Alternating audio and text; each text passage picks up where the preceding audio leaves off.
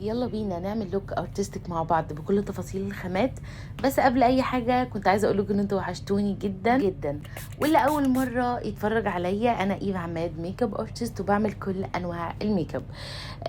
اول حاجه انا مسحت وشي بماء ميسيلار، وطبعا تقدروا تستبدلوها بتونر. بعد كده رشيت على وشي البرايمر او الفيكس بلس من روبي روز، حلو قوي. بعد كده حطيت المرطب من سيرافي، بعد كده حطيت برايمر من روبي روز، وكلها بكميات قليله عشان زي ما قلنا انا ما بحبش الطبقات الكتير. ويبقى كمان كميات دي هتبقى مشكله والوش هيزيت اوفر، لكن زي ما انتم شايفين كده وشي مترطب عادي مش اوفر. بعد كده استخدمت القلم ده من شي جلام، حلو قوي قوي قوي، وزي ما رسمت لكم على ايدي كده بيرسم خط رفيع جدا ودرجته حلوه قوي. انا رسمه بيه هو بس كده حواجبي، ومنضفه بالفاونديشن بتاع شي جلام. عملت لكم قبل كده عنه ريفيو، هحاول احط لكم كل لينكات الريفيوهات اللي انا عاملاها لكم المنتجات دي. وزعت طبقه خفيفه جدا جدا لان انا مش عايزه الفاونديشن يبقى اوفر، لا حطيت حاجه بسيطه جدا، وهعتمد على الكونسيلر وباقي الحاجات الكريمي والكونتور. الكونتور ده حلو قوي برضو من شي جلام. استخدمته الدرجه بتاعته يا جماعه زي ما انتم شايفين، هي كأنها فاونديشن غامق مش كونتور اللي هو يعني هتنفع اكتر كونتور مع البشره الافتح مني. وحطيت البلاشر برضو الدرجة دي انا بحبها جدا، اسمها لاف كيك. وده مكتوم مع بعض، يعني ما دمجتش الكونتور لوحده والبلاشر لوحده، لا ده مكتوم مع بعض عشان يطلعوا ناعمين بالمنظر ده. واستخدمت الكونسيلر برضو من شي جلام، برضو كنت عامله لكم عنه ريفيو مفصل وبالدرجات. استخدمت الدرجه الغامقه بس ما استخدمتش الفاتحه. وزي ما انتم شايفين انا هنا بشاور لكم على وشي ان انا رسمت الكونسيلر بشكل يسحب ويطول وشي اكتر، ما يعني ما يخلوش عريض اكتر او مدور اكتر، فاهمين؟ زي ما انتم شايفين طبعا عمل فرق. واستخدمت اللوز باودر دي برضو من شي جلام. اللوز باودر دي احلى لوز باودر من شي جلام. بصوا لمعتها على ايدي يا جماعه، فيها كده نسبه هايلايت خفيفه جدا بتدي لمعه طبيعيه جدا، مش بتخلي الفاونديشن مات قوي كده اللي هو منظره كانه مغير، لا بتدي كده لمعه للوش خطيره. زي ما انتم شايفين انا كده استخدمتها ومش حاسه باللي هو الوش مطفي، لا الوش فيه لمعه. وهنا بقى خلصت لوك العين. هسيبكم بقى مع التفاصيل دي. يلا باي باي. طبعا وكالعاده لما بعمل اي لوك فيه شغل كده كتير لازم نقف عنده شويه ونتامل ونقول ايه الجمال ده. وطبعا تقولوا لي تسلم ايدك يا ايفا، تحفه وحبيناه جدا جدا زي بالظبط كده ما انا بحبكم. ماشي، فنركز كده في سحبه العين في الايلاينر المدموج في يعني انا دمجه ما بين اللولي والستراس باحجام مختلفه. النهارده هقول لكم على احلى جليتر، شايفين احلى جليتر ناعم وجليتر برضو الخشن.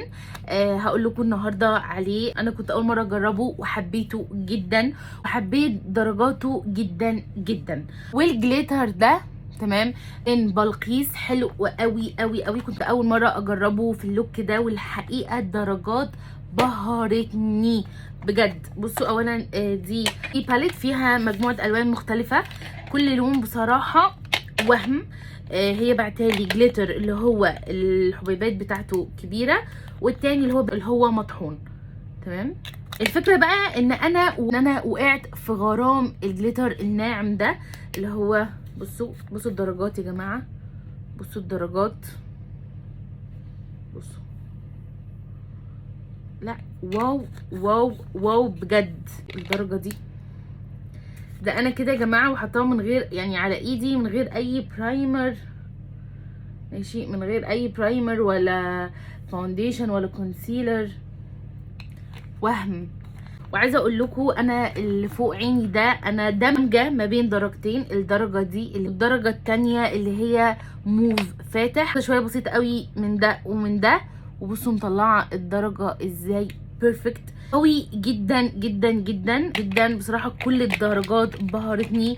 بصوا الدرجه دي بينك فاقع برضو، انتظروا بيها لوك جامد جدا. والموف ده، بصوا الموف ده، بصوا ده ابيض ناعم مطحون، ابيض ناعم جدا. لا لا لا لا لا لا لا لا لا لا لا لا لا لا لا لا لا.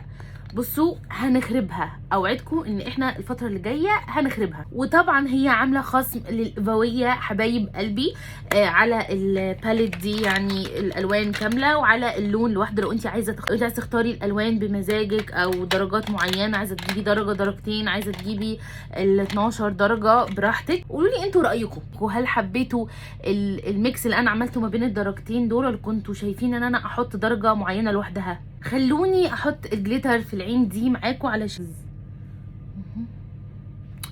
لا لا لا لا نعم بجد. وطبعا الرموش والايلاينر بيدوا حاجه تانية خالص للعين. بصوا قولوا لي رايكم بجد، قولوا لي رايكم.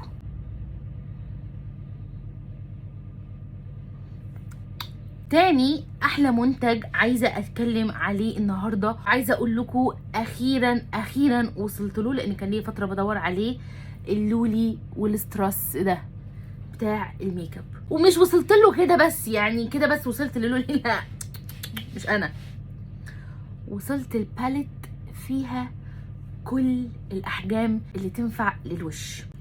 يلا بينا افرجها لكم.